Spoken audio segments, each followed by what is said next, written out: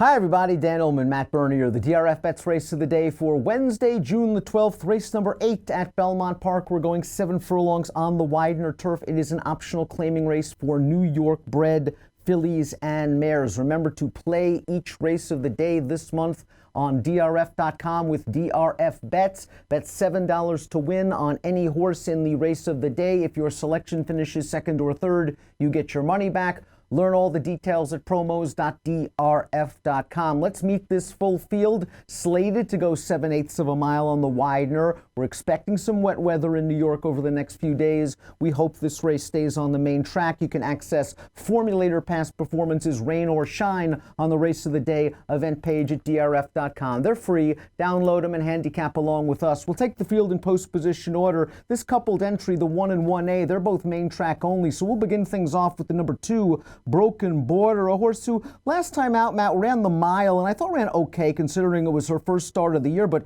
she really seems to excel going 7 furlongs on this Widener turf course, 3 of her 4 lifetime wins at this distance on this course. Yeah, I was going to say, you can't really knock anything about that. The slight turn back in distance should be beneficial. Second off the bench, goes out for service. Manny Franco's got the mount. A number of races in the past that would suggest she's good enough to win in a spot like this. I suppose you do have to wonder if at 7 years old, is she quite the same as she once was? But nonetheless, I still think she's in with a puncher's chance. Let's talk a little bit about the number 3, Alabama Bound. This will be her first start of 2019. When last seen, that was way back in November, and she finished in a race with a couple of next out winners. I thought she was down inside, a little bit far behind. She came really wide into the stretch, and she finished evenly, acting kind of like a filly that might want this extra furlong.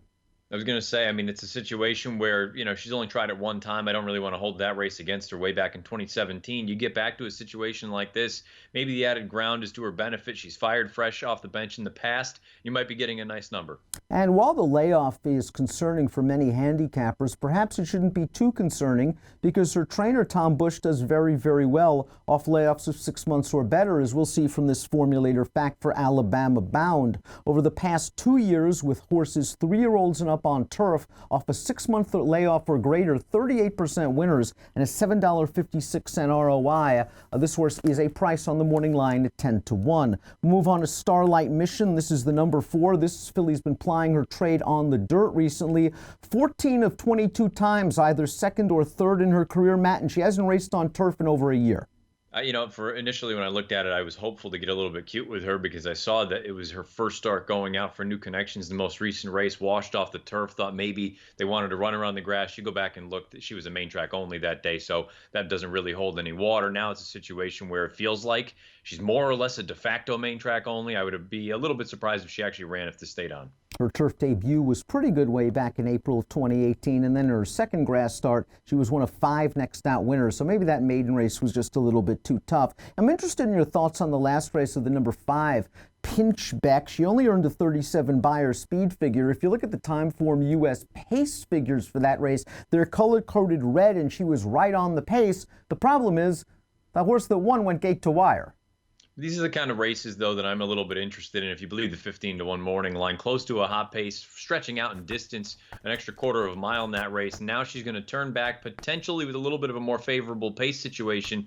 I look, again, at a big price, not knowing. There's so many uncertainties with this race, whether it's weather, distance, surfaces, whatever it may be. At a big price, if it stays on, I think she's a little bit interesting. The number 6 is VIP Nation, who just stole the race 2 starts back at Aqueduct. They ran 1-2 all the way around the track in fractions of 24-49, and she got it done at 64 to 1. Connections got a little ambitious last time out off the short layoff, running in that Statebred Stakes race. I'll draw a line through that effort. Here's the formulator fact for Bruce Levine and the VIP Nation. Over the past 2 years, older turf horses, second after a layoff line of 45 days or greater, 26% winners, a 5.13 ROI. My one issue is that 83 Beyer, really the only figure that makes her competitive was when she was able to get to an easy, uncontested lead. I'm not sure that's the case here.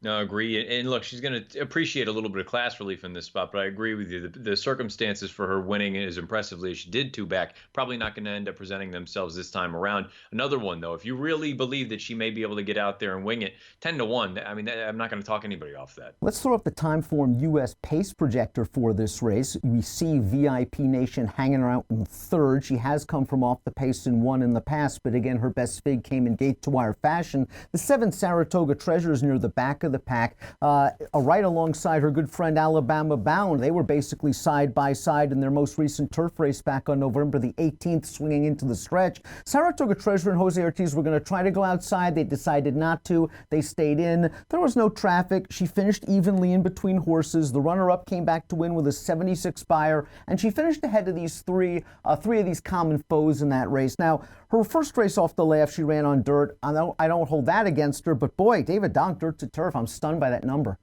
Yeah, I was going to say not strong. Those raw numbers, 0 for 46. I think it's one of those, a number like that, I'm going to take it with a grain of salt, knowing that they didn't want to run her on the dirt. You know, it's a situation where she is a turf filly.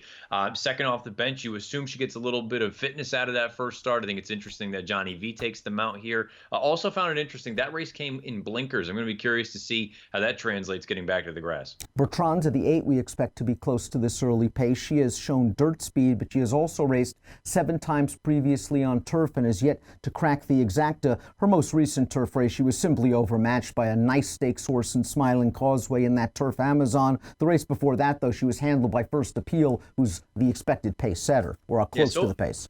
So far, the numbers don't look too promising. I guess if you're looking for an interesting angle with a filly like this, though, or a mare, she's 5 years old, it's going to be second start going out for new connections, first time on a different surface. So I think it'll be a little bit intriguing to take a look at. But again, now, this is the one where that Donk formulator factor, or the number anyway, the dirt to turf, that one doesn't play. Dirt to turf worked out just fine for Sunshine Gal for Danny Gargan back in September of 2018. She won her turf debut. Then in her first start against winners, she ran into a pretty nice horse. Amazing Audrey in her next 4 races came back to record 2 wins, 2 seconds, buyers between 78 and 83. But I just think it's really interesting. They've been running her on the dirt recently. Maybe they feel that's where she's best suited. Jose Lezcano has been on a roll at Belmont.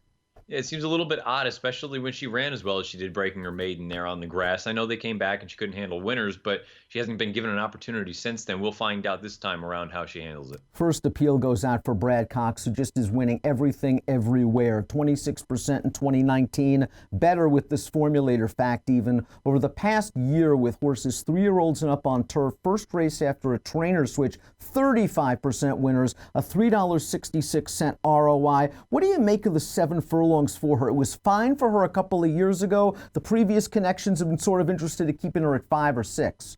Yeah, that's a bit of an unknown in a spot like this. And again, also keep in mind the condition of the course. It feels like she hasn't really done tremendous work over ground with significant cut in it. But it is a situation where I kind of look at it and say she's a brand new outfit going out for Cox, and kind of the way you laid it out. At this point, you've got to respect anything that Brad Cox throws out there, especially when you can lure Javier. The speed of the race is the 11 High Jingo. I'm not sure how much we're supposed to trust High Jingo, however, Matt. She has won race since Thanksgiving of 2017, and that race came almost a year ago where she was able to just get to a nice, easy early lead. I mean, she went to the lead in 23:46, and she was all out to hold on that day. I respect Jason's service off these kind of layoffs, and it appears that High Jingo can make the lead, but she's going to have to be real sharp, and I'm not sure I want to play her at 3-1 off such a long layoff. I think the dangerous thing here, too, is I know they have her forwardly placed, or if not outright on the lead on the pace projector, but I think that's based on some of those runs in the past, not necessarily that one most recently where she walked a dog on the front. I think she may have a little bit more pressure early on than the pace projector suggests. And if that's the case, I agree with you. I don't know that I need her at 3-1. Belle of the Spa ran really well in her seasonal debut in a very similar spot in 2018. First race off a long layoff, she's 25-1. She comes with a big run and she gets beat by a nose. Unfortunately for the connections, she only raced once more that year in a race that was off the turf at a distance that was a little bit too far. Now here she is off another long layoff, house to deal with an outside post, but she's shown some promise. And I think it is at least encouraging, if you do like this mare, that she ran as well as she did 2 starts back off such a long layoff at Belmont at this distance. So I think there are some interesting things here for her. At 8-1, she to me is an interesting candidate in here that could potentially upset this thing.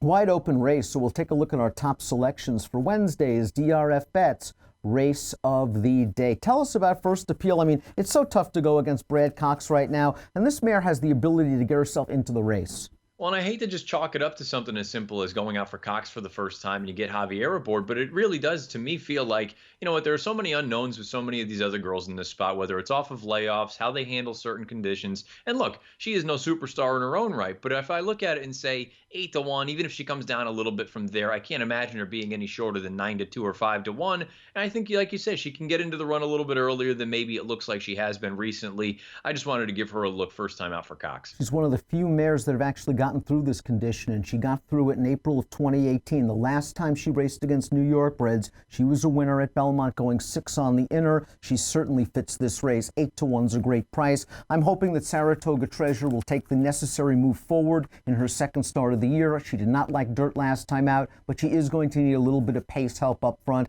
I'm going 7-11-3. Give me numbers again. 10, 12, 7, 11. Fun race number 8 at Belmont, your DRFBets race of the day. Please take advantage of that money back offer from DRFBets. Bet $7 to win on any horse in the race of the day. If your selection finishes second or third, well, you get your money back. Learn more at promos.drf.com. An approximate post time for the race of the day, 5:18 Eastern. Good luck.